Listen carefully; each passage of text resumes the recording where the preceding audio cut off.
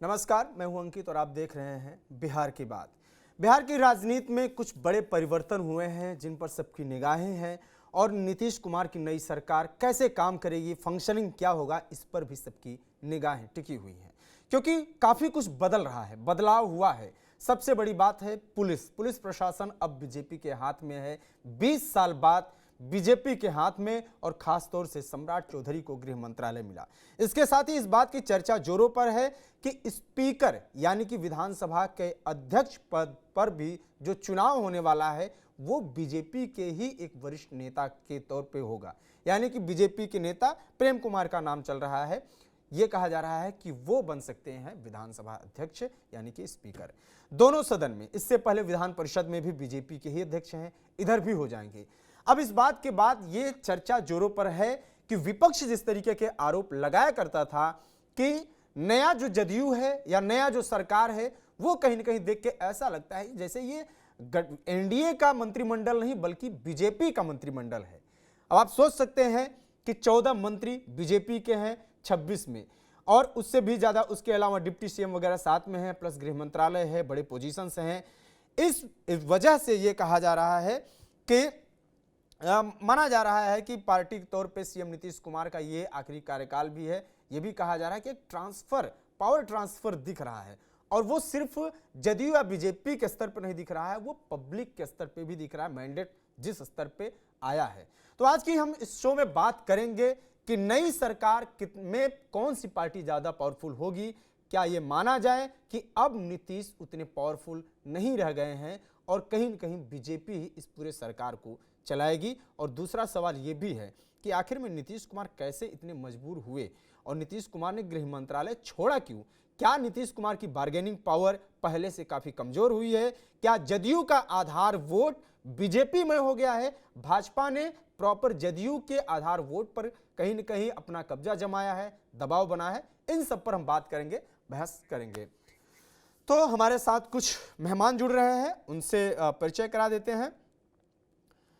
आज के हमारे कार्यक्रम में मृत्युंजय शर्मा हैं, राजनीतिक विश्लेषक हैं, और उसके साथ ही स्वागत है सर आपका पंकज भारती जी हैं। पंकज भारती जी वरिष्ठ पत्रकार हैं, सर स्वागत है। और आलोक वत्स जी हैं, राजनीतिक विश्लेषक हैं, सर स्वागत है आपका। मृत्युंजय जी के पास चलूंगा, चूंकि मैंने कई चीजें सर अभी मैंने बताया भी। क्या आपको लगता है कि जब हम बात कर रहे हैं स्पीकर की, तो ये भी चर्चा चल रही है कि स्पीकर भी बीजेपी अपना बनाएगी। अगर बीजेपी स्पीकर के पद पे भी अपने किसी नेता को आसीन करवाती है, और जैसा कि आप स्क्रीन पे देख रहे होंगे, विजुअल्स दिख रहा है कि सम्राट चौधरी बिहार की जो पुलिस है उनको रिपोर्ट कर रही है, और फिर विधानसभा का जो रंग दिख रहा है उसमें भी मंत्री ज़्यादा हैं। कुछ कांग्रेस के कुछ ऐसे कमेंट्स आए कि अब ये जदयू नहीं बल्कि बीजेपी का मंत्रिमंडल दिख रहा है। आपकी प्रतिक्रिया क्या है इस पे?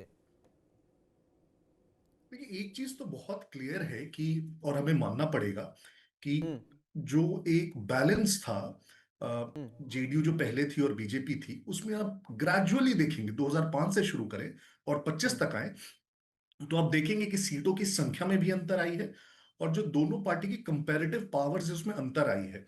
2005 की बात करेंगे तो जेडीयू एकदम क्लियरली बड़ी पार्टनर थी गठबंधन में, ज्यादा सीटों पे लड़ती थी, ज्यादा सीटें आई भी थी। 115 उसकी आई थी 2010 में, आपको याद होगा, बीजेपी की 91 आई थी। हम्म। फिर लेकिन 2020 पे आए, 2025 पे आए, जब ये साथ में चुनाव लड़ी। 2020 में बहुत मेजर डिफरेंस था बीजेपी और जदयू की सीटों में। फिर भी चूंकि चेहरा नीतीश जी थे तो नीतीश जी मुख्यमंत्री बने। इस बार भी आप देखिए, 5 सीटें ऊपर नीचे है, मान लीजिए बराबर की पार्टी भी मानते हैं, लेकिन हम्म। किसी भी हाल में आप अब बीजेपी को छोटा पार्टनर नहीं मान सकते हैं।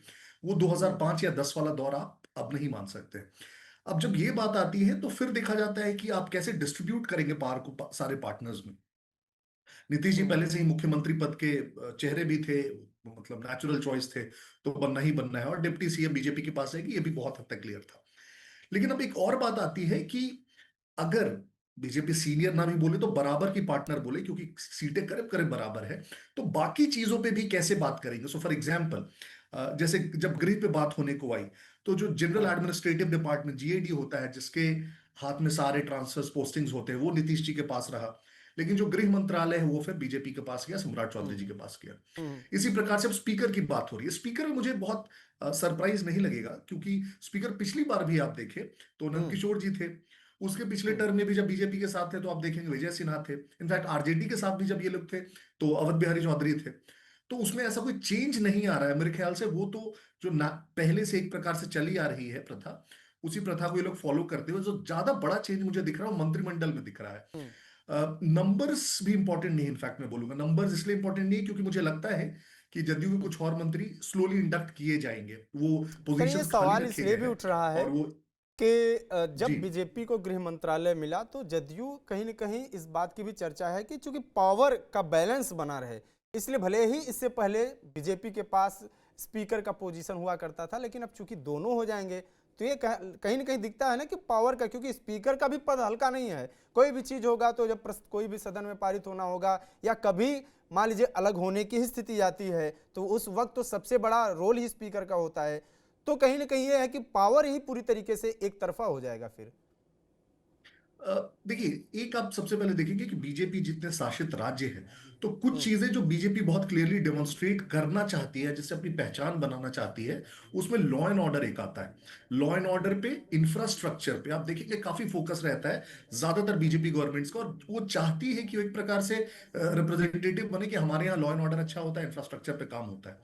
चाहे हम्म। आप उत्तर प्रदेश देख ले, चाहे आप मध्य प्रदेश देख ले, हर जगह एक प्रकार से वो कोशिश की जाती है। महाराष्ट्र देख ले, मुझे लगता है बिहार में भी हम्म। वो लॉ एंड ऑर्डर का जो एक आयरन हैंड बोलते हैं, और लॉ एंड ऑर्डर को बहुत स्ट्रांगली ठीक करना और उसका एक प्रकार से क्रेडिट लेना कि हाँ बीजेपी ने हम्म। इसको बहुत स्ट्रांगली फोकस किया है, और एक प्रकार से जो भी थोड़े बहुत भी लैप्सेस हो पा रहे थे लॉ एंड ऑर्डर में, उसको भी एक प्रकार से पूरी तरह से खत्म कर दिया है। तो पार्टी की क्रेडिबिलिटी बनती है, उसकी लीडरशिप की क्रेडिबिलिटी बनती है। तो मुझे लगता हम्म। है अगले 5 साल, इनफैक्ट दूसरा, इनफैक्ट एक छोटा सा पॉइंट है कि हम्म। कैबिनेट से जो प्रस्ताव अभी पारित हुआ है उसमें आप देखिएगा हम्म। बहुत सारे मैनिफेस्टो के पॉइंट्स हम्म। जो बीजेपी के मैनिफेस्टो में थे, वो हम्म। आपको जो एनडीए के मैनिफेस्टो में इनफैक्ट आपको थे, वो आपको हम्म। क्लियरली आते हुए दिखेंगे। जैसे डिफेंस कॉरिडोर की बात की गई थी, अगेन हम्म। इसमें आप थोड़ा सा इन्फ्लुएंस ये देख सकते हैं कि इंडस्ट्रीज की बात की गई थी, तो इंडस्ट्रीज पे हम थोड़ा सा काम करेंगे।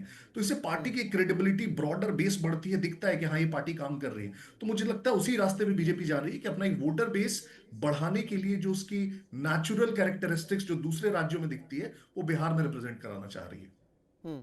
ठीक ठीक सर। अ, पंकज सर के पास चलेंगे, उससे पहले चूंकि हम सम्राट चौधरी पे भी बात कर रहे हैं तो सम्राट चौधरी का एक बयान है। सम्राट चौधरी से अपेक्षा की जा रही है, जैसा कि आपने कहा कि प्रशासन पे बीजेपी चाहती है कि उसके पास में आए, लेकिन जब पुलिस प्रशासन की बात होती है तो यह भी कहा जाता है कि बिहार में बाकी जगहों का कॉपी नहीं होगा। जैसे सम्राट चौधरी से पूछा गया कि कैसे प्रशासन होगा, या कई लोग ये अपेक्षा रखते थे कि योगी मॉडल कहीं तो नहीं लागू होगा। इसमें सम्राट चौधरी साफ साफ कह रहे हैं कि वही सुशासन वाला ही जो प्रशासन है वही लागू होगा, यानी कि नीतीश मॉडल ही लागू होगा। हम सम्राट चौधरी को एक बार सुनते हैं, फिर पंकज सर के पास चलेंगे। में सुशासन है, बिहार में एक व्यवस्था कड़ी है। बिहार का सुशासन लगातार बिहार में एक अराजकता को समाप्त किया है, जंगल राज को समाप्त किया है। उस व्यवस्था को पूर्ण रूप से स्थापित किया जाएगा।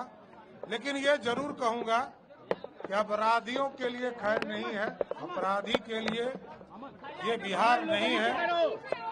बिहार से बाहर ही अपराधी को जाना होगा। पंकज सर, जब सम्राट चौधरी ये कह रहे हैं कि सुशासन का जो सरकार का जो पूरा तरीका था वही लागू होगा, लेकिन उसके साथ ही वो ये भी कह रहे हैं कि अपराधियों की खैर नहीं है, आप इसको कैसे देखते हैं? बिहार में क्या वाकई में ये एग्जाम्पल जो आप यूपी में देखते हैं, फिर यूपी का ही कॉपी कभी कभी एमपी में भी दिखता है, बुलडोजर चलाए जाते हैं, मोहन यादव का भी ये तरीका दिखता है और कई जगहों पर ये कॉपी दिखता है। एक वर्ग है जो ऐसा एक्सपेक्टेशन उसका है कि सम्राट चौधरी भी वैसे ही काम करेंगे और कहीं ना कहीं बुलडोजर नीति और सारी चीजें फॉलो करेंगे, लेकिन एक बड़ा वर्ग ये भी कह रहा है कि नीतीश कुमार के तरीके से ही वो काम करेंगे, उस लाइन को क्रॉस करके सम्राट चौधरी नहीं जाएंगे। आपको क्या लगता है? अंकित जी, आप मानिए या ना मानिए, सच यही है कि आज अगर भाजपा को इतनी बड़ी सफलता मिली है तो उसमें निश्चित रूप से नीतीश कुमार का बड़ा योगदान रहा है। क्योंकि नीतीश कुमार की छवि जो है बिहार में, वो एक मॉडरेट नेता के रूप में है, और यही वजह रही कि वो अगर 20 साल तक चला पाने में शासन कामयाब रहे, मुख्यमंत्री बनने में कामयाब रहे, तो उनका जो है ये मॉडरेट चेहरा ही उनके ये काम आया है। आप आप देख सकते हैं कि जो भले ही बीते विधानसभा चुनाव में या उससे पहले उनसे मुसलमानों की दूरियां बढ़ी है, लेकिन सच्चाई यही है, भले उनको वोट नहीं मिला हो, लेकिन सच्चाई यही है कि मुसलमानों के बीच में भी वो उनकी छवि जो है सो मॉडरेट की है, वो कट्टरवादी नहीं माने जाते हैं। तो आप ये समझ लीजिए कि उत्तर प्रदेश और बिहार में बड़ा फर्क है। यहाँ पर योगी आदित्यनाथ का जो बुलडोजर है, बुलडोजर संस्कृति यहाँ नहीं चल सकती है, यहाँ सुशासन संस्कृति ही चल सकती है। ये हर कोई जानता है, और इसीलिए अगर सम्राट चौधरी सुशासन की बात कर रहे हैं तो कुछ ताज्जुब नहीं होना चाहिए। उन्हें पता है कि जो कम से कम ये जो 5 साल का जो कार्यकाल होगा, ये सुशासन के रास्ते पर ही इस कार्यकाल को पूरा किया जा सकता है। यहाँ पर जो है सो अभी वो स्थिति नहीं है कि जो योगी आदित्यनाथ का यहाँ पर मॉडल लाया जाए। और मैं पहले भी आपसे कहता रहा हूँ कि जो कि सच भी साबित हुआ है कि जो बारात किसी भी की हो, लेकिन दूल्हा नीतीश कुमार ही होंगे। और निश्चित तौर पर आप देख रहे हैं कि आज दूल्हे के रूप में नीतीश कुमार विराजमान है।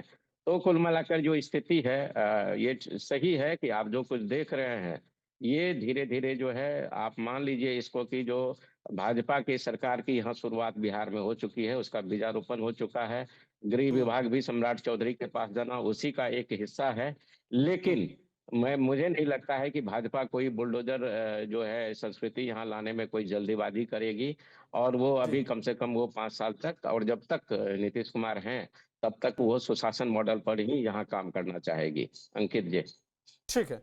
तो क्या आप जो नया मंत्रिमंडल है और जो वर्तमान स्वरूप है, नए स्ट्रक्चर है नए गवर्नमेंट का, इसको आप कैसे देखते हैं? अगर प्रेम कुमार, जैसा कि चर्चा है कि प्रेम कुमार स्पीकर बन सकते हैं, अगर ये चीज़ होती है तो इसको ये फिर माना जाए कि नीतीश कुमार कहीं न कहीं सत्ता को सौंपने की स्थिति में है, या फिर वो कमज़ोर हैं, बार्गेन नहीं कर पा रहे हैं दरअसल, क्योंकि उनके पास ऑप्शन भी नहीं है कि किसी और पार्टी के साथ पहले की तरह चले जाएं और ये कहें कि हम आरजेडी के साथ चले जाएंगे, सरकार पलट देंगे। ये सारी चीज़ों की स्थिति में वो है नहीं अभी। अंकित जी, आप समझ लीजिए कि जो भाजपा के हाथों में सत्ता को सौंपने की सारी औपचारिकता पूरी हो चुकी है, इसमें कोई कंफ्यूजन की बात नहीं रह गई है। और आप ये भी देखेंगे कि बहुत जल्द आप ये देख लेंगे कि भाजपा कोटे से ही विधानसभा अध्यक्ष होंगे। इसमें भी बहुत इफ और बट नहीं है, क्योंकि अब उस स्थिति में नीतीश कुमार नहीं है कि वो अपनी बात मनवा पाने में सफल रहे। तो कुल मिलाकर के आप जो देख रहे हैं, जो मंत्रियों की संख्या है, या ठीक है, मतलब संख्या बहुत इशू नहीं होता, हो सकता है कि कल जेडीयू के मंत्रियों की संख्या बढ़ जाए, लेकिन ओवरऑल जो दिखाई दे रहा है उसमें लग रहा है कि जो भाजपा के हाथों में अब सत्ता जा चुकी है। और भाजपा भी सिर्फ नीतीश कुमार का ही इंतजार कर रही है। वो जब तक सक्षम रहेंगे तब तक वो कुर्सी पर काबिज रहेंगे, लेकिन ठीक भाजपा सर। ये कभी गलती नहीं करेगी कि वो जो है ये विधानसभा नीतीश कुमार। अध्यक्ष का पद जो है वो नीतीश कुमार को सौंप दो, इस गलती को वो कभी नहीं करेगी। ठीक है, ठीक है, आलोक सर के पास चलेंगे। सर, ये कहा जाता है कि जब हम अभी बात कर रहे थे तो गृह मंत्रालय और एक बहुत बड़ा एक तस्वीर पेश किया गया कि अब तो बीजेपी की एक नई शुरुआत है और नए लाइन से चलना शुरू कर दी है। लंबे वक्त तक जिस चीज़ का इंतजार था, अपना सीएम भले ही नहीं बना पाए, लेकिन पावर अपने हाथ में तो ले ही लिया है, एक शुरुआत कह सकते हैं, जैसा कि पंकज सर भी कह रहे थे। लेकिन इसी लाइन को क्रॉस करते हुए एक लाइन ये भी कही जा रही है कि बिहार का जो स्ट्रक्चर है प्रशासन का, उसमें सामान्य प्रशासन पहली चीज़ तो नीतीश कुमार के पास है। अब उसके तहत जो डीएम का पद है, यह कहा जा रहा है कि एसपी और डीएसपी डीएम को ही रिपोर्ट करते हैं। अगर ऐसी स्थिति है तो जाहिर सी बात है कि फिर पावर तो नीतीश कुमार के ही हाथ में है। ऐसे में सम्राट चौधरी यदि गृह मंत्री हैं और पुलिस उनको रिपोर्ट करे और प्रशासन नीतीश कुमार को रिपोर्ट करे, तो क्या ये एक कंट्रोवर्सी की स्थिति नहीं आएगी? टकराव नहीं होगा आपस में? ये प्रशासन का जो फ्लो है कि एक ऑर्डर सामान्य तरीके से पास हो, इन सब चीज़ों में बाधा नहीं होगी? क्योंकि ऐसा पहले भी देखा गया है और दोनों अलग अलग पार्टी के भी हैं, एक बीजेपी के, एक जदयू के। सर माइक म्यूट है। देखिए Ankit ji, writing is very evident on the wall. भविष्य में क्या होने जा रहा है ये दीवार पर साफ अंकित है, जो राजनीतिक लोग हैं उनके लिए। आम जनता में नहीं है अभी ये बात, हम्म, लेकिन राजनीतिक लोग समझ रहे हैं कि आगे क्या खेल होने वाला है। नीतीश कुमार ने पहली बार 20 वर्षों में गृह मंत्रालय को अपने से अलग होने दिया। ये इस बात का सूचक है कि अब उनकी राजनीति ढलान पे है हम्म, और जो उनके मुख्य सिपहसालार लोग हैं, वो कहने को जेडीयू में बने हुए हैं, लेकिन उनकी सारी ईमानदारी और लगाव हम्म, भारतीय जनता पार्टी के शीर्ष नेताओं से है। हम्म, आने वाले समय में मुझे नहीं लगता है कि नीतीश कुमार 5 साल का कार्यकाल एज अ चीफ मिनिस्टर यहाँ पूरा कर सकेंगे। हम्म, और दूसरी चीज जो एकाएक इन पर लागू होगी कि जो इन्होंने वादे किए हैं पब्लिक से, सबसे पहला वादा जो है 2 लाख रुपए का, जिसमें 10,000 मिला है, 1,90,000 की वहां लोग औरतें इंतजार कर रही हैं, हम्म, और उसको देने में इनके बजट का 95% पैसा चला जाएगा अगर इन्होंने उसको दे दिया तो। हम्म, उसके बाद नौकरी की बात आएगी, जो उन्होंने वादा किया है 10 करोड़। तो ये सारी चीजें अब 1-2 महीना तक तो लोग, 3 महीना तक तो चुप रहेंगे, ठीक है। लेकिन फिर वो डिमांड धीरे धीरे पब्लिक में आएगा हम्म। और लोग चाहेंगे कि उसकी पूर्ति हो। मतलब आप कह रहे हैं कि ये तो इस सरकार तो बना लिया, लेकिन नीतीश कुमार के लिए मुश्किल है आगे की राह कि वो कैसे चलाएंगे, क्योंकि नहीं नहीं, वादे इतने बड़े कर आप दिए हैं। जो वादे हैं अगर उसकी पूर्ति होती है, यहाँ हम्म, वरिष्ठ लोग बैठे हुए हैं, वरिष्ठ पत्रकार हैं, पंकज हम्म, जी, मृत्युंजय शर्मा जी भी वरिष्ठ राजनीतिक। मैं अगर इस बात कह रहा हूं तो इसकी कैलकुलेशन कर लीजिए कि अगर ये हम्म, 2,15,000,000 लोगों को देते हैं तो हम्म, उसका क्या आर्थिक असर दबाव पड़ेगा। पड़ेगा। हम्म, और वो डेफिनेटली इसका इंतजार कर रही हैं। मैं अभी हम्म, आया हूं कल गांव से, जाहिर वहां सी के बात लोग है। इंतजार कर रहे हैं कि अब दूसरा किस्त कब आएगा। हम्म, और जो युवा है वो इंतजार कर रहे हैं कि नौकरियों की भरमार हो जाएगी। तो ये सब ठीक। चीजें भी इनको तंग करेगी, और ये इन्हीं को नहीं तंग करेगी, ये हम्म, बीजेपी को भी तंग करेगी, हम्म, क्योंकि ज्वाइंटली इन्होंने इन चीजों को पब्लिक में ठीक है दर्शाया सर। है। और आने वाले समय में धीरे धीरे मुझे लगता है कि नीतीश कुमार एज आउट होते चले जाएंगे और हाँ। बीजेपी चाहेगी कि हम पूर्ण रूप से अपनी सरकार नहीं, वो ठीक है, बीजेपी बनाए। चाहेगी कि पूर्ण रूप से अपनी सरकार बना ले, तो हर पार्टी अपनी चाहती है, चाहत पे तो कुछ नहीं अंकुश नहीं, लगाया नहीं जा सकता है। देखिए देखिए, पहले के दौर में और इस दौर में अंतर है, जो आपने बहुत शुरू में पॉइंट आउट किया है। Nitish is not in a position to go here and there. Hmm, वो डर तो खत्म है। पहले ये डर था कि जरा भी छेड़ा तो ये लक्ष्मण रेखा पार कर देंगे, फिर ढक के 3 पास हो जाएगा। और इस बार तो वो बात नहीं है। और लेकिन एक इसके चीज ये अंदर भी में कही जा भी रही है ना कि लोग, बीजेपी को भी इस बात का डर है कि अगर नीतीश को छेड़ेंगे तो बीजेपी भी जो इतना बहुमत, इतना नंबर्स लाई है, जिस चेहरे पे पूरा गेम हुआ है, अगले चुनाव में फिर वो उस लायक बचेगी भी नहीं।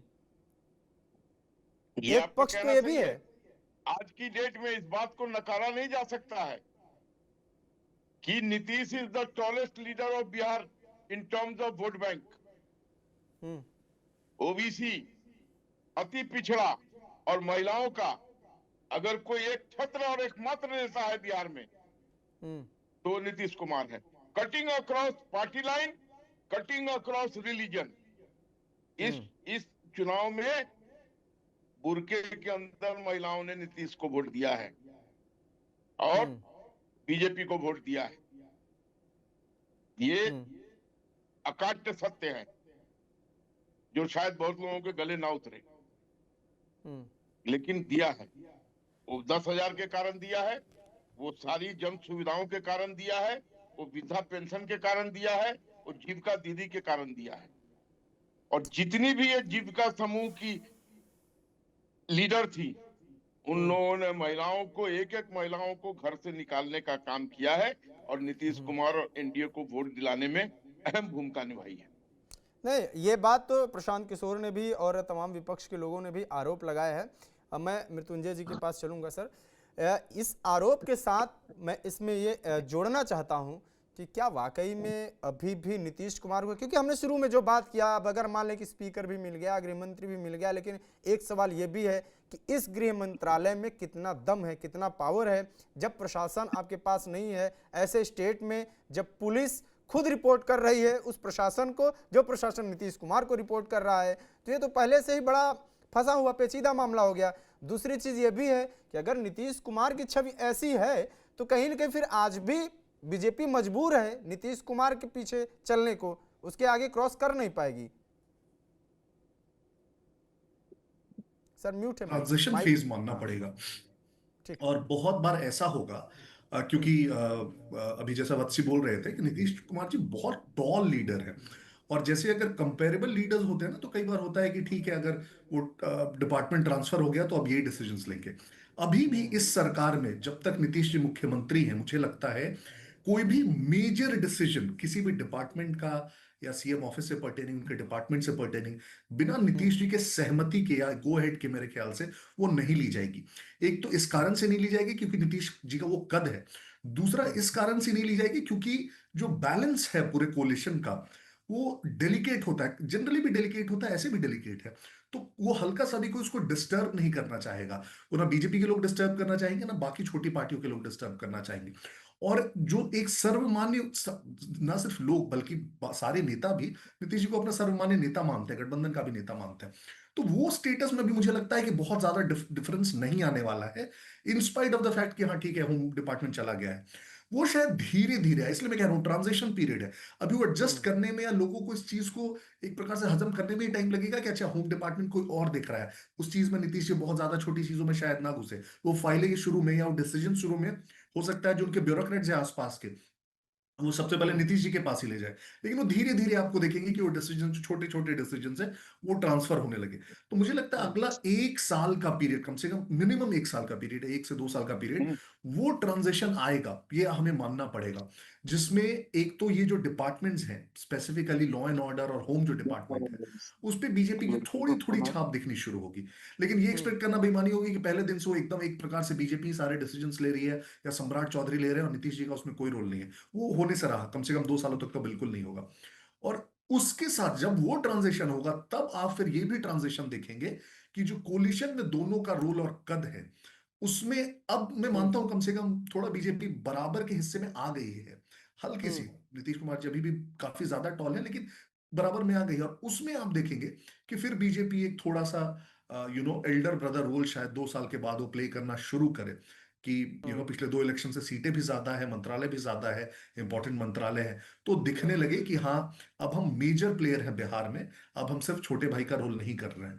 तो ट्रांजिशन पीरियड में आपको हो सकता है थोड़े हिकअप्स भी देखने को मिलेंगे। इनफैक्ट वो शायद दिखे जिसमें कुछ कुछ फैसलों में थोड़ी कंट्रोवर्सीज हो या उसको वापस लेना पड़ जाए, वो शायद कंसेंसस से ना हो। तो ये 2 साल इनफैक्ट इस सेंस में बड़ा इंटरेस्टिंग होगा कि वो ट्रांजिशन कितना स्मूथ हो पाता है मेरे ख्याल से। ठीक, ठीक है। तो अच्छा, दूसरा सवाल इसी से मैं जोड़ के फिर पंकज सर के पास चलूंगा कि क्या इन सब से अलग बीजेपी, चूंकि आप कह रहे हैं कि बीजेपी एक प्रयास कर रही है और बीजेपी का प्रयास जारी है, वो ठीक है, जदयू का जो आधार वोट है, क्या उसमें कुछ परिवर्तन आया है? सम्राट चौधरी पे जितना इन्वेस्ट कर रही है बीजेपी, सम्राट चौधरी पे जितनी ताकत दे रही है, क्या ये माना जाए कि आने वाले समय में वो आधा वोट, जैसे कहते हैं ना कि कुर्मी और कुशवाहा, तो क्या हाफ वोट कहीं ना कहीं वो बीजेपी की तरफ मुड़ रहा है? बीजेपी एड ऑन क्या कर रही है नया? देखिए, आपको समझना पड़ेगा जो बिहार की पॉलिटिक्स है, कास्ट बेस्ड पॉलिटिक्स है, उसमें जो लीडरशिप है पॉलिटिक्स का, वो पहले सवर्ण जातियों के पास था 90 तक, और उसके बाद वो शिफ्ट आया जो अपर ओबीसी कास्ट बोलते हैं, जो त्रिवेणी कास्ट बोलते हैं, उसके पास आया। तो अभी भी जो लीडरशिप पोजीशन है वो आप देखेंगे पार्टीज जनरली वो अपर ओबीसी में से प्रोजेक्ट करना चाहती है, ताकि जो बड़ा ओबीसी वर्ग है, ईबीसी वर्ग है, उसका भी समर्थन साथ में रहे, और जो उनका ट्रेडिशनल वोट बैंक है, अगर आरजेडी का मुस्लिम है तो साथ में रहे, बीजेपी का सवर्ण है तो साथ में रहे। तो अब वो जो तीन कास्ट है, नीतीश जी खुद कुर्मी कास्ट से आते हैं, यादव बहुत स्ट्रांगली माने जाते हैं कि वो आरजेडी के साथ ही हैं या रहेंगे। तो जो एक ऑप्शन के तौर पर उभर के आता है बीजेपी को कि जिस वोट बैंक को जोड़ सकते हैं अपने साथ, वो सम्राट चौधरी जी की कास्ट बन के आती है, और इसलिए वो बहुत फिट बैठते हैं उस कॉम्बिनेशन में। एक तो ठीक है उनके पिता का इतिहास है, वो खुद राजनीति में है, लेकिन ये जो फैक्टर के कारण फिट बैठना हो रहा है, अपर ओबीसी आ रहे हैं, एक एड ऑन कर रहे हैं, और बीजेपी में ही एक वर्ग को लेके आ रहे हैं जो ओबीसी को एक तरह से अपने साथ खींच के लेके आ पाए, आज नहीं भी तो कम से कम 5 साल बाद खींच के लेके आ पाए। तो इस कारण से वो फिट बैठ रहे हैं। होम देना भी मुझे लगता है एक प्रकार से ब्रॉडर वही स्ट्रैटेजी है कि जो धुरी है, जो शिफ्ट हो चुकी है बिहार में ऑलरेडी ओबीसी की तरफ, अपर ओबीसी कास्ट में, उसमें बीजेपी अपनी डोमिनेंस बना के रखे, और अगर किसी केस में जेडीयू कमजोर भी पड़ती है तो जो पूरा वर्ग है वो आरजेडी की तरफ ना छिटक के वो बीजेपी या एनडी के साथ ही बनी रहे, ये प्रयास है। ठीक ठीक ठीक। हमारे साथ संतोष सर जुड़ गए हैं, वरिष्ठ पत्रकार हैं। सर स्वागत है। संतोष सर, आवाज आ रही है? आ रही है शायद। जी जी आ रही है, ठीक है। मेरा सवाल यह है कि जब हम बीजेपी की एक यात्रा को देखते हैं, चाहे 2010 देखें, फिर जो 2015 का देखें, फिर 2020 को देखें, अब हम आ गए हैं 2025 का चुनाव है। 2015 में सबसे कम सीटें बीजेपी की आई थी, लेकिन वो कम सीटें अकेले चुनाव लड़ने की वजह से आई थी। नीतीश कुमार, लालू यादव एक तरफ हो गए थे। लालू यादव के साथ 2 बार यह घटना हो चुकी, 2010 में, और अभी भी देख रहे हैं कि 50 से नीचे आ चुके हैं, जो कि महागठबंधन या कोई भी अलायंस बनाने के बावजूद स्थिति है, और सबसे बड़ा आधार वोट माना जाता है लालू यादव का, इन सब के बावजूद। लेकिन बीजेपी जब अकेले लड़ती है या लोजपा वगैरह को साथ में लेकर भी, तो 50+ रहती है बिना नीतीश कुमार के।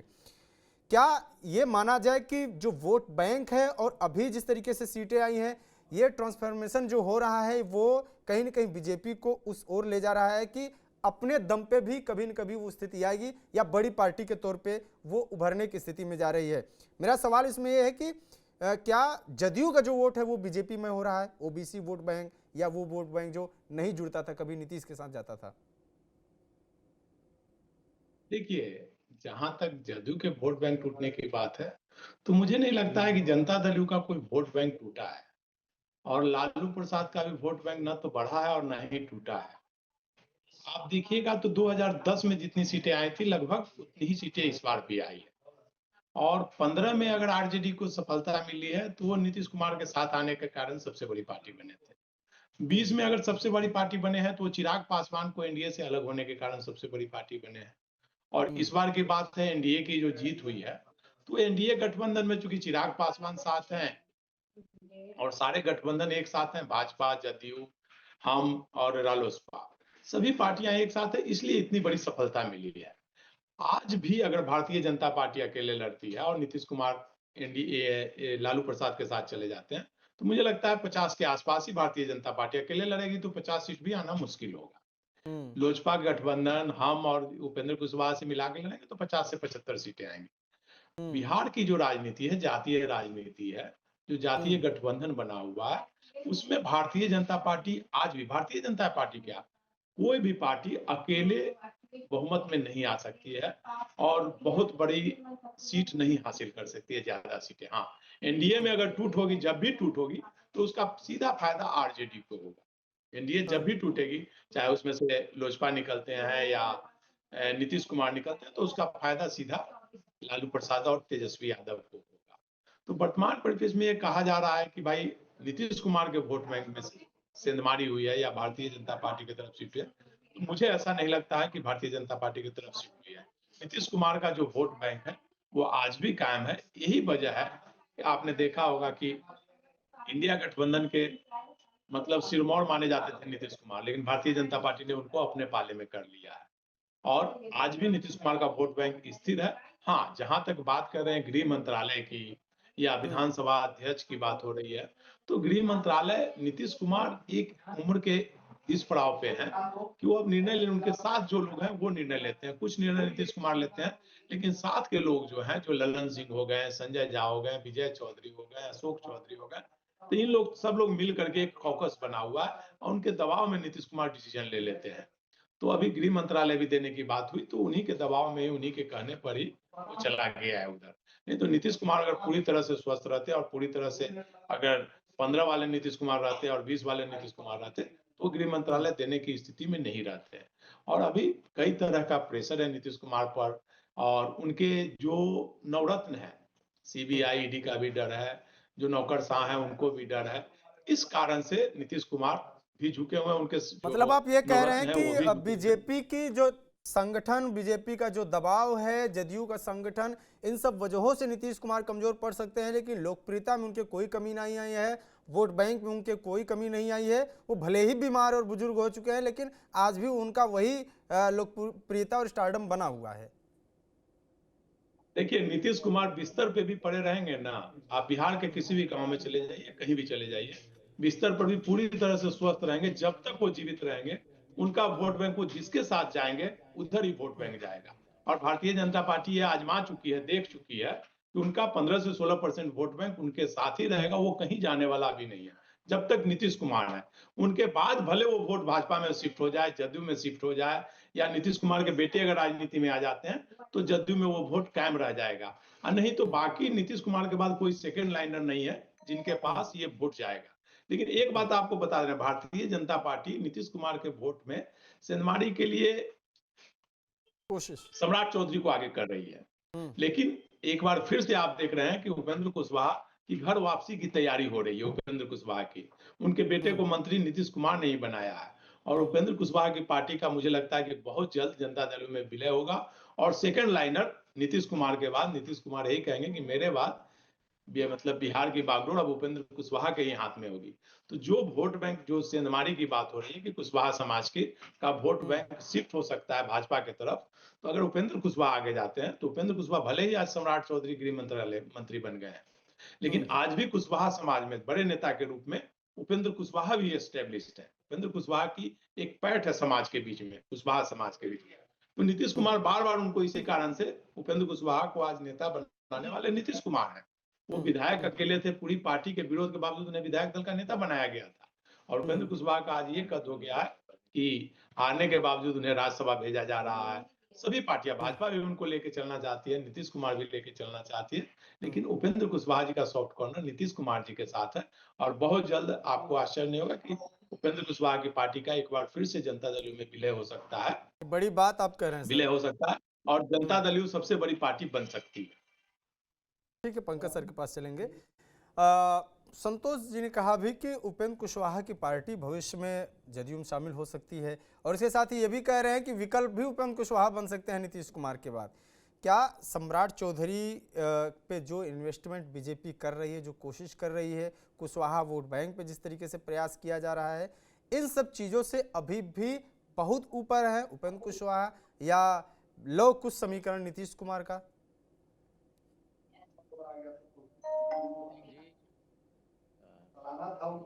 आवाज सर, आवाज क्लियर नहीं आ रही है जी, बोलिए।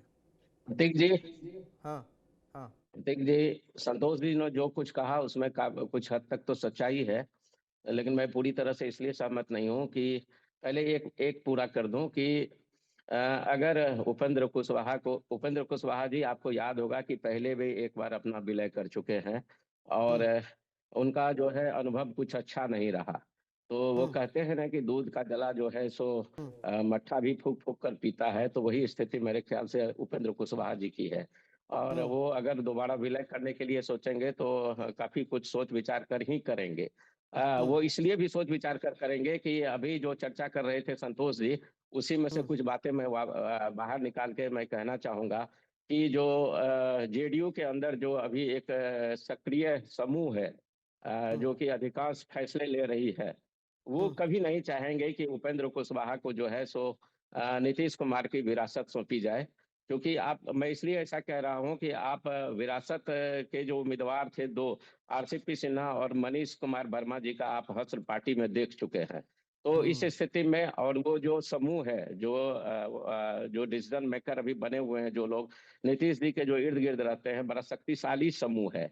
और वो मेरे ख्याल से किसी भी कीमत पर जो है सो उपेंद्र कुशवाहा को नीतीश कुमार का उत्तराधिकारी नहीं बनने देंगे। और इस स्थिति में वो पार्टी के विलय से भी जरूर बचना चाहेंगे। और रही बात सम्राट चौधरी जी की, तो आप ये देख लीजिए कि जो विकल्प के तौर पर ही भाजपा की ये अपनी रणनीति है।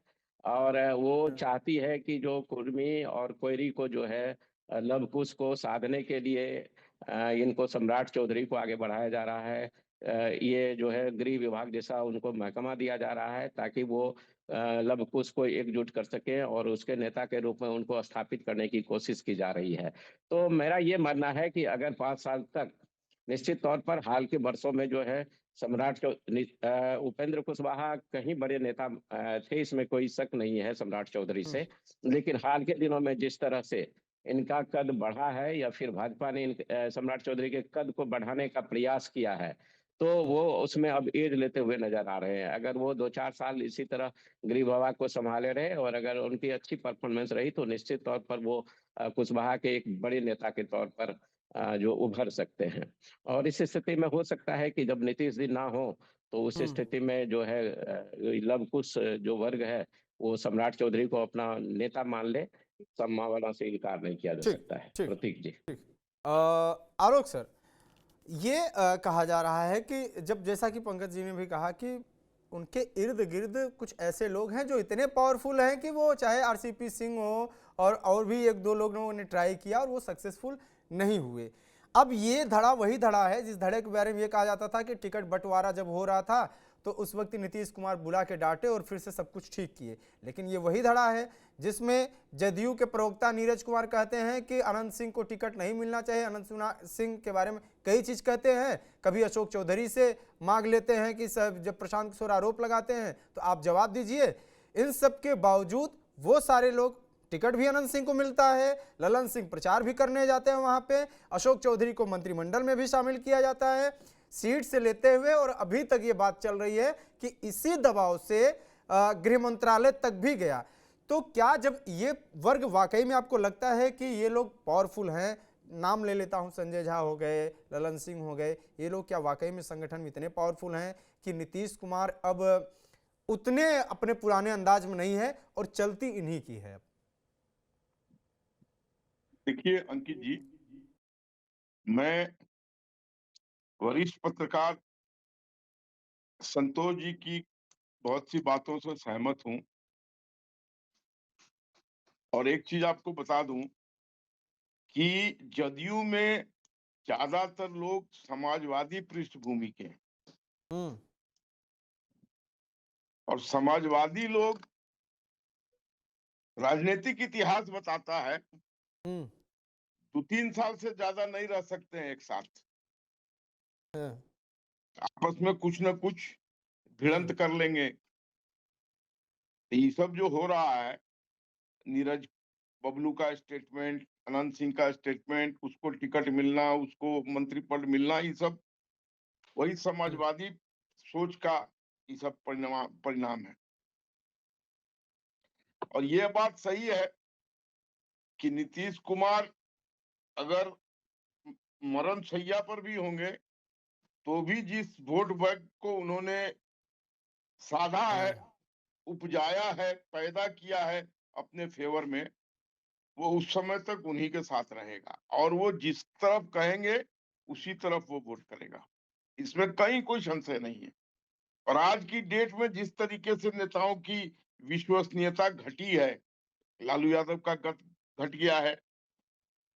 बहुत बड़े लीडर थे, बहुत बड़ा जनसमूह था उनके साथ अटैच, और लोगों का तो खैर कोई ऐसा समूह ही नहीं है। उसमें नीतीश कुमार, मैंने पहले भी कहा और मैं उसको रिट्रेट करता हूं कि Nitish Kumar is the tallest leader as of today. और अभी सबसे बड़ी इनके लिए जो प्रॉब्लम होगी कि जो इन्होंने वादे किए हैं पब्लिक से, जिस पर ये प्रचंड बहुमत मिला है, ये जो लव अफेयर है between the public and the NDA, वो बहुत जल्दी अब वो उजागर होने वाला है जब वो लोग उसका डिमांड करना चालू करेंगे और नहीं मिलेगा। मैं बिहार के धरती से रग रग से वाकिफ हूँ। वो ज्यादा ज्यादा पेशेंस नहीं रखने वाले हैं इन सब चीजों पर। तो इसलिए, और अभी सम्राट चौधरी को बीजेपी सही माने में इसी दृष्टिकोण से आगे लेकर चल रही है कि शायद नीतीश कुमार का जो वोट है वो इनके पीछे आके खड़ा हो जाए। लेकिन इस मामले में मैं कहूंगा, हनहूज दिल्ली दूरस्थ, अभी दिल्ली बहुत दूर है। जो परफॉर्मेंस इनका एज ए मिनिस्टर था पिछली सरकार में, वो भी कोई बहुत प्रशंसनीय या बहुत अद्भुत नहीं था।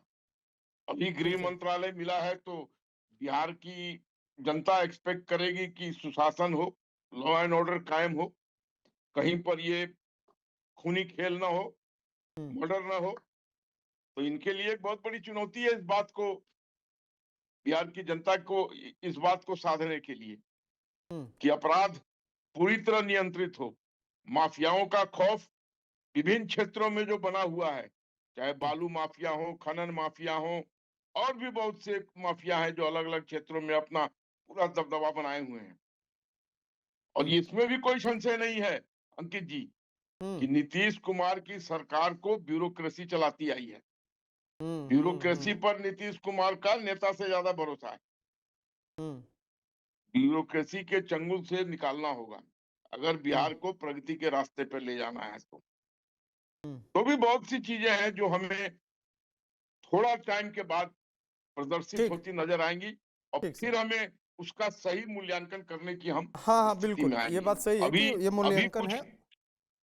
काम के बारे में हम बात कर रहे थे, हम तो सिर्फ सरकार न्यू जो गवर्नमेंट है उसके स्ट्रक्चर पर बात कर रहे थे, क्योंकि काम तो अब हम देखेंगे इसके बाद कि कैसा काम होगा। मृत्युंजय सर के पास चलेंगे, फिर आखिरी सवाल संतोष जी से लेंगे और फिर समापन करेंगे। मृत्युंजय सर, ये बात ये कही जाती है कि जब महाराष्ट्र में फडणवीस डिप्टी सीएम बनते हैं, शिंदे उनके साथ जाते हैं, महाराष्ट्र मॉडल, बार बार इस बात की चर्चा होती है कि महाराष्ट्र जैसा उत्तर प्रदेश में होगा, लेकिन ऐसा एक झटके में तो नहीं हुआ, सीएम तो नहीं चेंज किया गया। अब ये बात सब कह रहे हैं कि कद नीतीश कुमार का इतना बड़ा है कि नीतीश कुमार को बदलेंगे तो नुकसान डायरेक्ट होगा। लेकिन जैसे ही गृह मंत्रालय दिया गया तो एक बार फिर से यही कहा गया कि फडणवीस के पास भी गृह मंत्रालय था उसी तरीके से, और बाद में ये चीज़ें धीरे धीरे कन्वर्ट हुई और फिर बाद में सत्ता इस तरीके से स्वरूप दिखा। तो क्या इस पक्ष को माना जाए, या फिर इसके साथ ही दूसरा पक्ष ये भी है कि ये सिर्फ नीतीश कुमार ने कहा कि ठीक है आप गृह मंत्रालय ले लो, बहुत ज़्यादा उनके लिए मायने रखता नहीं है, क्योंकि जैसा आलोक सर ने भी कहा कि सरकार जो है नीतीश का वो प्रशासन ही चलाती है, ऑफिसर्स ही चलाते हैं, और पुलिस जो है वो कहीं ना कहीं वो प्रशासन को ही रिपोर्ट करती है, डीएम को या जो उसके बड़े अधिकारी हैं। नहीं, थोड़ा डिफरेंस है। देखिए, महाराष्ट्र और बिहार में, महाराष्ट्र में जब शिवसेना के मुख्यमंत्री बने थे तो वो एक बहुत स्पेशल सरकमस्टांस था। उसमें भाजपा क्लियरली बहुत बड़ी पार्टी थी, बड़ा भाई थी, और शिवसेना छोटा भाई थी। लेकिन उस समय वो गठबंधन के तौर पर सरकार बनानी थी तो मुख्यमंत्री पद छोड़ा गया और सरकार बनाई गई। नेताओं का कद भी आप देखेंगे तो फडणवीस एक बड़े नेता माने जाते हैं, वो पहले मुख्यमंत्री रह चुके थे। और इसलिए जब चुनाव दोबारा हुए तो उसमें, जैसे बिहार में नीतीश जी को मुख्यमंत्री पद का चेहरा बता के चुनाव लड़ा गया, वो वहां मुख्यमंत्री पद का चेहरा बता के नहीं चुनाव लड़ा गया, वो भी डिफरेंस है। और फिर से जब चुनाव हुए और रिजल्ट आए तो रिजल्ट में फिर से बीजेपी एक बड़ा भाई बन के निकली। सीटों में बहुत सिग्निफिकेंट डिफरेंस था शिवसेना और बीजेपी के। और इसलिए ये कहा जा सकता है कि हाँ ठीक है, पहले मुख्यमंत्री थे शिंदे, उसके बाद लेकिन हटा के फडणवीस बन गए, तो बीजेपी ने उसको चेंज कर दिया। लेकिन आपको ये भी समझना होगा कि स्पेशल सर्कमस्टांस में मुख्यमंत्री बनाना और हर बार मुख्यमंत्री बनाना, जबकि आपकी सीटें करीब करीब दोगुनी हुई। तो और बिहार में इसके उलट आप देखेंगे कि बिहार में बीजेपी हमेशा से एक छोटी पार्टनर रही है, आज तक। इनफैक्ट ठीक है, 2020 के नंबर्स आप छोड़ दीजिए, लेकिन एक स्टेचर की जब भी बात करेंगे आप, तो स्टेचर के तौर पर या एक्सेप्टेबिलिटी के तौर पर बीजेपी ने खुद को हमेशा छोटा भाई की तरह ट्रीट किया है, माना है, और जेडीयू को एक बड़ा भाई की तरह देखा गया है। तो वो आज तक चेंज नहीं है। और दूसरा, जिस प्रकार वहां मैं बोल रहा हूं देवेंद्र फडणवीस का कद बड़ा है, यहां पे नीतीश जी का कद और भी ज्यादा बड़ा है। बीजेपी के दूसरे लीडर्स जो सेकेंड इन लाइन लीडर्स है, चाहे वो डिप्टी सीएम हो, चाहे जो भी कल को दावेदार बन सकते हैं। तो इसलिए बिहार में जो ट्रांजिशन होगा वो बिना, मैं ये भी मानता हूं कि अगर ट्रांजिशन होगा भी, जब भी वो होगा, जब बीजेपी के मुख्यमंत्री या बीजेपी के हाथों में सही में सत्ता जाती है, वो ट्रांजिशन भी मुझे नहीं लगता है कि नीतीश जी की सहमति के बिना होगा। वो नीतीश जी को साइडलाइन करके वो ट्रांजिशन कभी नहीं हो सकता है। वो सहमत होंगे, वो मानेंगे इस बात पे, वो चाहेंगे कि ठीक है अब आपके हाथों में हम सत्ता देते हैं, कम से मुख्यमंत्री पद देते हैं, और हम एक छोटे भाई की भूमिका में रहने को तैयार है। जब तक नीतीश जी नहीं चाहेंगे तब तक वो ट्रांजिशन भी संभव नहीं है। और इसलिए मैं कह रहा हूं वो जो पूरा ट्रांजिशनरी पीरियड होगा बड़ा इंटरेस्टिंग होगा देखना। यहां पे आप पुश करके या कॉर्नर करके ट्रांजिशन नहीं कर पाएंगे, सहमति से ही ट्रांजिशन कर पाएंगे। एक तो राज्य के कारण, और दूसरा देखिए केंद्र की राजनीति के कारण भी, वहां भी आपको जदयू की जरूरत है। तो इन दोनों कारणों से मुझे लगता है कि दोनों पार्टनर्स इस बात को बिल्कुल। समझते हैं कि दोनों एक दूसरे की जरूरत भी है, मजबूरी भी है, और जो ये हम्म। डेलिकेट बैलेंस है दोनों साइड से मुझे लगता है कोई डिस्टर्ब नहीं करने वाला है। अगले 5 सालों तक जो भी मेजर डिसीजंस होंगे बहुत ज्यादा कंसेंसस से होंगे, वो एक प्रकार से मिल बैठ के ये लोग लेंगे। बहुत ज्यादा दबाव की राजनीति या कॉर्नर करने वाली राजनीति मुझे अगले 5 सालों में नहीं दिखती है। जी मतलब कह रहे हैं आप कि दोनों ही दबाव की स्थिति में ज़्यादा नहीं है। एक तरीके से अब ये कहा जाए कि भाई मजबूत अलायंस कर लीजिए, या बीजेपी ही जदयू है, जदयू ही बीजेपी है, बहुत ज़्यादा कंफ्यूजन है नहीं, ऐसा मैंडेट इन लोगों को मिल गया है, ऐसा कहना चाह रहे हैं आप।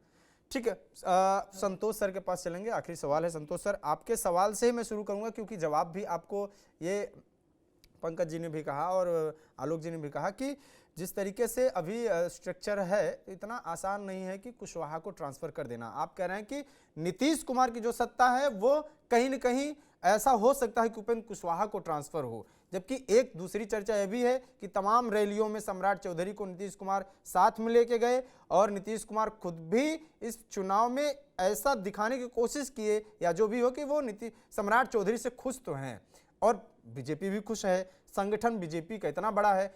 क्या वाकई में ऐसा लगता है कि उपेंद्र कुशवाहा अगर विलय भी करते हैं तो उनको जदयू एक्सेप्ट कर पाएगी? क्या जदयू सिर्फ नीतीश कुमार ही हैं, या बाकी नेताओं का भी चलेगा और वो लोग एक्सेप्ट नहीं करेंगे ऐसी स्थिति में? शायद कनेक्शन कट रहा है संतोष जी का। ठीक है, ये सवाल सेम मैं इनके पास करूंगा, आलोक सर से करूंगा। सर आ गए, संतोष जी आ गए शायद। जी सर सवाल पूरा मिल पाया? जी बताइए। सवाल मेरा ये था नहीं कि सुन जिस तरीके से आपने कहा कि ऐसा हो सकता है कि उपेंद्र कुशवाहा जदयू में आ जाएं, उपेंद्र कुशवाहा को नीतीश कुमार नेटवर्क अपनी प्रॉब्लम सत्ता सौंपे, लेकिन एक दूसरा पक्ष ये भी है, या बड़ा पक्ष ये है, वो ये कह रहा है कि सम्राट चौधरी को जिस तरीके से नीतीश कुमार ने इस चुनाव के दौरान प्रमोट किया, और उसके बाद बीजेपी ने जितना इन्वेस्टमेंट किया है, बीजेपी का संगठन है और बीजेपी के लोग भी, ये भी आरोप लगता है कि बीजेपी के भी लोग जदयू में हैं कहीं न कहीं, या जदयू के लोग बीजेपी से मिले जुले हैं। ऐसे में उपेंद्र कुशवाहा को अगर शामिल भी करना चाहे तो कैसे, पार्टी कैसे एक्सेप्ट करेगी, जदयू कैसे एक्सेप्ट करेगी, सीएम के तौर पे या बड़े नेता के तौर पे? निश्चित तौर पर भारतीय जनता पार्टी में सम्राट चौधरी जी का कद बहुत बड़ा है, लेकिन जहां तक उपेंद्र कुशवाहा की बात है तो पंकज भारतीय सर ने कहा था कि एक बार उपेंद्र कुशवाहा दो बार नीतीश कुमार के पार्टी में विलय किया। एक बार 2009 में उन्होंने अपनी पार्टी का विलय किया था, और उसके बाद वो राज्यसभा जी गए थे, उस समय भी ललन सिंह ने विरोध किया था, और उसके बाद फिर 2021 में उपेंद्र कुशवाहा को नीतीश जी ने अपनी पार्टी में विलय कराया था, उस समय भी ललन सिंह ने उनका विरोध किया था। तो उपेंद्र कुशवाहा को नीतीश कुमार अपने सेकंड लाइनर के रूप में देखते हैं, लेकिन वो ललन सिंह के कारण बार बार चले जाते हैं, और आज भी ललन सिंह हावी हैं। इसके बावजूद नीतीश कुमार का प्रयास है कि उपेंद्र कुशवाहा की पार्टी का अभी विलय की तैयारी चल रही है, उपेंद्र कुशवाहा की पार्टी का जदयू में विलय की तैयारी चल रही है, क्योंकि उनकी उनकी विधानसभा सीटें है, और जदयू सबसे बड़ी पार्टी के रूप में हो जाएगी। उपेंद्र कुशवाहा आ जाएंगे, 5 समाज पार्टी के नेता आ जाएंगे और बसपा के नेता आ जाएंगे, तो जनता दल सबसे बड़ी पार्टी हो जाएगी। नीतीश कुमार जी की ये तैयारी है, और इसमें ललन सिंह भी कुछ नहीं कर पाएंगे और संजय झा भी कुछ नहीं कर पाएंगे, कि वहां पर मनीष वर्मा उपेंद्र कुशवाहा को लाना चाह रहे हैं। तो जहां पर ये आगे बढ़ रहे हैं तो मनीष वर्मा अपना मजबूती के लिए उपेंद्र कुशवाहा को लाना चाह रहे हैं, तो संगठन में ये मजबूती हो रही है। और जहां तक नीतीश कुमार की बात है, तो नीतीश कुमार तो हमेशा वो चाहेंगे कि लव कुश समीकरण उनका कायम रहे, और उनका वोट बैंक आज भी कायम है, और उपेंद्र कुशवाहा अगर आ जाएंगे तो सेकंड लाइनर के रूप में निश्चित तौर पर उपेंद्र कुशवाहा को ही वो आगे करेंगे। आपने देखा होगा कि उपेंद्र कुशवाहा जी ने एक बयान दिया था कि नीतीश जी के बेटे निशांत जी को राजनीति में आनी चाहिए, अब उनको लाया जाना चाहिए, संगठन का जिम्मा दिया जाना चाहिए, तो वो भी चाहते हैं कि निशांत राजनीति में आए। और नीतीश कुमार चाहते हैं कि उपेंद्र कुशवाहा राजनीति में आए। तो ये मुझे लगता है कि बहुत जल्द 1-2 महीना के अंदर ये डिसीजन होगा, उपेंद्र कुशवाहा की पार्टी का विलय होगा। मुझे जो जानकारी हो सकता है, हम गलत हो सकते हैं, लेकिन ये नहीं, विलय की आपको अगर ये संभावना बहुत जानकारी है ज्यादा तो दिख कहीं रही न है। कहीं तो कुछ तो सोर्स ऐसे होंगे जो ऐसी जानकारी जहां से आ रही होगी। लेकिन इसमें मैं एक सवाल जोड़ूंगा, फिर आलोक सर कुछ बोलना चाह रहे हैं उस पर आऊंगा। ये वही उपेंद्र कुशवाहा हैं जो 2020 का चुनाव में नीतीश कुमार से एनडीए से अलग होकर एआईएमआईएम के साथ लड़े। एआईएमआईएम 5 सीट लाई, उपेंद्र कुशवाहा एक भी सीट नहीं ला पाए। फिर होता है लोकसभा का चुनाव, यही उपेंद्र कुशवाहा है, अपनी सीट तो हारते ही हारते हैं, एक ही सीट मिली थी वो भी हार गए, बीजेपी की दया से राज्यसभा पहुंचे। अब ऐसी स्थिति में अगर उपेंद्र कुशवाहा को जदयू अपना नीतीश के तौर पे, अगर नीतीश की जगह पे रिप्लेस करने के बारे में सोचती भी है, तो कितने करिश्मेटिक साबित होंगे, कितना जदयू को आगे ले जा पाएंगे, ये भी दूसरा सवाल है। फिर तीसरा सवाल यह भी है कि इन्हीं उपेंद्र कुशवाहा को जब जदयू के ही ललन सिंह दो बार पार्टी से निकलवाए कि नहीं निकलवाए वो अलग की बात है, लेकिन पेच फंसाए और दो बार वो टिक नहीं पाए, तो फिर कैसे इनकी ताकत को आंका जाए? देखिए, निश्चित तौर पर उपेंद्र कुशवाहा भले चुनाव हार जाते हैं, ओवैसी की पार्टी 5 सीट जीत जाती है, लेकिन उपेंद्र कुशवाहा, नीतीश जी ऐसे ही नहीं उन्हें उपेंद्र कुशवाहा को अपने पास ले आते हैं। जब 2020 का चुनाव हुआ था, तो जहां जहां उपेंद्र कुशवाहा के कैंडिडेट लड़े थे, जहां कुशवाहा समाज का जिस पंचायत में वोट था, वहां 3% से 4%, 5% कुशवाहा समाज का जो भी वोट था, वो उपेंद्र कुशवाहा की पार्टी को आई थी, और वहां जदयू की हार हुई थी। इसी कारण उसको, उपेंद्र कुशवाहा जी को यहाँ लाने का नीतीश कुमार ने जदयू में प्रयास किया और उपेंद्र कुशवाहा को जदयू में लाए थे। और अभी भी उपेंद्र कुशवाहा भले चुनाव हार जाते हैं, लेकिन कुशवाहा समाज का जहां भी वो कैंडिडेट देते हैं, वहां कुशवाहा समाज का एक वोट मिलता है। और पिछली बार जो वो चुनाव हारे हैं उपेंद्र कुशवाहा, तो भाजपा की साजिश के कारण, भाजपा के ही कुछ नेताओं ने पवन सिंह को वहां खड़ा किया था उपेंद्र कुशवाहा को हटाने के लिए। ये भारतीय जनता पार्टी अच्छी तरह से जानती है, और भारतीय जनता पार्टी जानती है कि उपेंद्र कुशवाहा अगर आरजेडी में चले जाते हैं या नीतीश जी के पास चले जाते हैं, तो भारतीय जनता पार्टी को जो कुशवाहा समाज को आगे बढ़ाने की होड़ है, जो चाहती है कि कुशवाहा समाज टूट जाए, उसमें वो विफल हो जाएगी। यही वजह है कि उपेंद्र कुशवाहा को हारने के बावजूद फिर से राज्यसभा भेजा गया। उपेंद्र कुशवाहा जी कुशवाहा समाज के बहुत बड़े नेता नहीं है, लेकिन एक कुशवाहा समाज के नेता हैं। कुशवाहा समाज का 50% एक वोट का सॉफ्ट कॉर्नर उनके प्रति ठीक है है। सर, कुशवाहा ठीक समाज उन्हें अपना नेता मानता है। ठीक है। मैं आलोक सर से इसी आखिरी कारण से प्रतिक्रिया उन्हें ले लेता हूं, नीतीश जी क्योंकि बार-बार अपने और पास दूसरे मेहमान शायद फिर अब उनको लेट भी हो रहा होगा, समय समाप्त हो गया है। कुछ बोलना चाह रहे हैं सर? माइक म्यूट है आपकी। इस बात से मैं संतोष कुमार जी के बिल्कुल सहमत नहीं हूं कि उस उपेंद्र कुशवाहा ऑल्टरनेटिव हो जाएंगे नीतीश कुमार के। ये डिफंक्ट नेता हैं, इनकी क्रेडिबिलिटी पब्लिक में शून्य में आ गई है। ये परिवार के लोगों को जिस तरीके से इन्होंने इस चुनाव में बढ़ावा दिया, उससे लोगों को समझ में आ गई है कि ये कितने मील के पत्थर साबित होंगे आगे। इसलिए मैं बिल्कुल इस बात से एग्री नहीं करता हूं। हाँ, अगर वो निशांत को लाते हैं, बिहार की पब्लिक का कोई भरोसा नहीं है। जब लालू यादव के बेटे तेजस्वी यादव को इतना बड़ा लीडर बना के खड़ा कर दिया, तो निशांत को भी वो लोग हाथों हाथ ले लेंगे, ऐसी भी कोई संभावना बन सकती है। पर उपेंद्र कुशवाहा किसी भी कीमत पर नीतीश कुमार के ऑल्टरनेटिव नहीं खड़ा हो सकते हैं। और अब ये बात किसी भी पार्टी के द्वारा कहना परिवारवाद, ये अब बिहार में नहीं चलेगा। बिहार में क्या, पूरे इंडिया में नहीं चलेगा। हाँ, वो तो ठीक है। जिस तरीके से परिवार का प्रदर्शन किया है एनडीए के लोगों ने इस चुनाव में, इसलिए अब बीजेपी को ये कहने का हक नहीं है कि फलाना पार्टी परिवारवाद की है, फलाना पार्टी जातिवाद की है। ये सारा इन्होंने भी कर लिया। चाहे आप मांझी जी को ले ले, चाहे आप चिराग पासवान को ले ले, चाहे आप उपेंद्र कुशवाहा को ले ले, या फिर बीजेपी के अंदर जिनके बेटा बेटियों को टिकट मिला है उनको ले ले। तो अब ये केन प्रकार सत्ता में बने रहना है, वही अब एक पॉलिसी कारगर है, चाहे जिसके साथ। माफी चाहते हैं सर, अब कोई माफी चाहते हैं सर, मैंने सिद्धांत ये नहीं कहा कि उपेंद्र कुशवाहा विकल्प बनेंगे। मैंने कहा कि नीतीश जी उनको लाना चाहते हैं। आपने ऐसा प्रोजेक्ट किया कि वो शायद विकल्प हो सकते हैं। उस पर मैंने कहा नहीं कि नहीं, वो तो मैं किसी भी कीमत पर विकल्प नहीं हो सकते। अरे रिटायरमेंट, हाँ, डिफंक्ट, ये मैंने नहीं कहा कि बदनाम, विकल्प हो सकते। बदनाम, उसकी क्रेडिबिलिटी। संतोष भाई, ये भी तो कोई चीज होता है राजनीति में। क्या क्रेडिबिलिटी रह गई है जी इनकी, जी जी, आप बताइए। इसलिए मैं आपकी मैंने ये बात कहा से नीतीश जी सिर्फ उनको इसलिए लाना इतर चाहते हुआ, हैं। नहीं नहीं, इसीलिए इतर हुआ कि ये सब तो परिवार को अपना सेकने के लिए, रोटी कमाने के लिए काम कर रहे हैं। ये सब ढकोसला है कि हम चलिए फलाने जात के लिए काम कर रहे हैं। क्या काम किया है उपेंद्र कुशवाहा ने आज तक कुशवाहा समाज के लिए? मुझे 2-3 नाम उनके काम गिना दीजिए जो उन्होंने उसके उत्थान के लिए किया हो।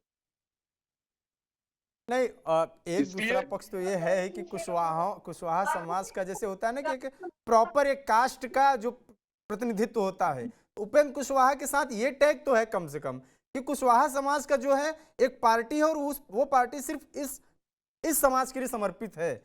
इस पे तो कोई दो राय नहीं है, लेकिन अब तो उसका समर्पण इम्पैक्ट का कितना कुछ है अब उसी में सम, सम्राट चौधरी भी अंकित बांट जी, लें, उसी में नीतीश कुमार समर्पण भी का बांट कुछ लें। उदाहरण तो दीजिए।